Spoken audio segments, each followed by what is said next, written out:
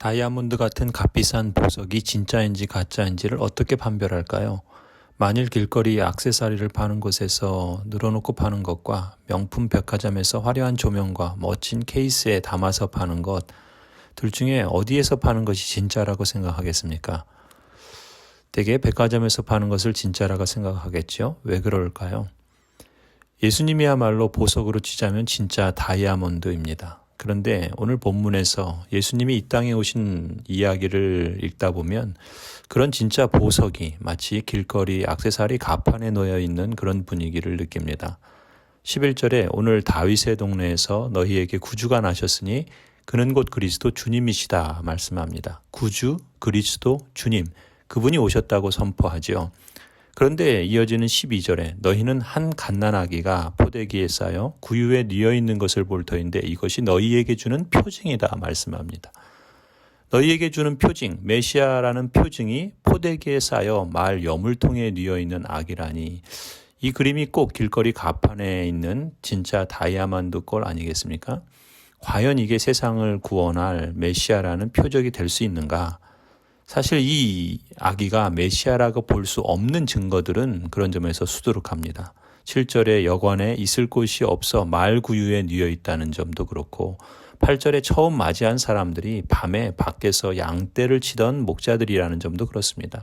사회적으로 알아주지 않는 가장 천한 직업을 가진 사람들이라고, 또 3D, 3D 업종에 별로 주목받지 못하는 사람들이라고 본다면 그렇죠. 하지만 누가는 바로 이런 역설을 통해서 이 아기가 진짜 다이아몬드라는 사실을 강조하는 것으로 봅니다.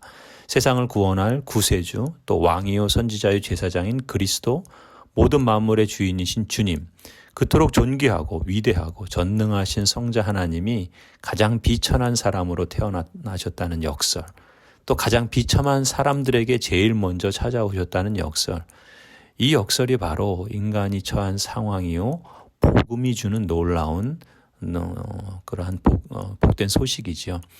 하나님의 형상이란 고귀한 존재가 죄로 인해 가장 비천한 자리에 빠져 있는 것이 인생의 모습입니다. 그게 바로 우리 자신이죠. 지금 세상에서 하나님이 필요 없다고, 예수님 없이도 잘 살 수 있다고 생각하는 가련한 사람들, 그것이 바로 죄 아래 있는 인생입니다. 그러면서도 누가복음은 이 아기가 진짜 메시아라는 점을 곳곳에서 암시하고도 있습니다. 4절에 다윗 가문의 자손이요 유다에 있는 베들레헴이라는 다윗의 동네 출신이라는 점, 앞서 1장 32절에서 천사가 마리아에게 알려준 말씀에서 보면 바로 그가 바로 이 아기라는 것을 알 수 있습니다. 그는 위대하게 되고 더없이 높으신 분의 아들이라고 불릴 것이다. 주 하나님께서 그에게 그의 조상 다윗의 왕위를 주실 것이다. 그는 영원히 야곱의 집을 다스리고 그의 나라는 무궁할 것이다 말씀했죠. 또 10절에도 천사들이 목자들에게 알려준 소식에도 이 아기가 메시아라고 말씀합니다. 두려워하지 말아라. 나는 온 백성에게 큰 기쁨이 될 소식을 너희에게 전하여 준다. 오늘 다윗의 동네에서 너희에게 구주가 나셨으니 그는 곧 그리스도 주님이시다. 이렇게 12절에 천사가 목자에게 알려준 말, 곧 너희에게 주는 표징을 듣고 15절의 목자들은 우리에게 알리신 바 이루어진 일을 보자 하고 급히 달려가죠. 그리고 아기를 찾아냅니다. 그리고 그 아기를 보니 진짜 그렇구나라는 점을 확증하게 됩니다. 성도 여러분, 하나님의 약속의 말씀은 목자들에게 들려진 너희에게 주는 표징처럼 종종 현실과 상식이라는 안경으로 보면 터무니없고 불가능하고 믿겨지지 않는 경우들이 많습니다. 그래서 많은 사람들은 신앙을 갖지 않지요. 또 가져도 잘하지 않고 그저 현실에 주저앉기 마련입니다. 그런데 너희에게 주는 표징을 받아들이고 그것을 보기 위해 급히 달려가서 찾는 사람들은 역설적이게도 하나님의 약속과 말씀이 실현되는 현장을 목격하고 체험하게 됩니다. 그렇습니다.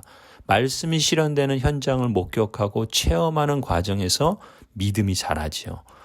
하나님께서 주신 믿음은 또한 이 말씀이 실현되는 현장에서 더욱 성장하게 됩니다.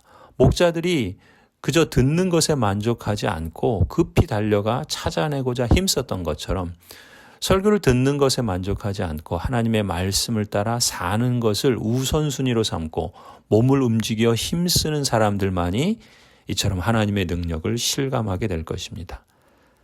하나님의 말씀을 바르고 착한 마음으로 듣고서 그것을 굳게 간직하여 견디고 순종하는 가운데 열매를 맺는 복된 사람이 되기를 주님의 이름으로 간절히 축원합니다. 아멘.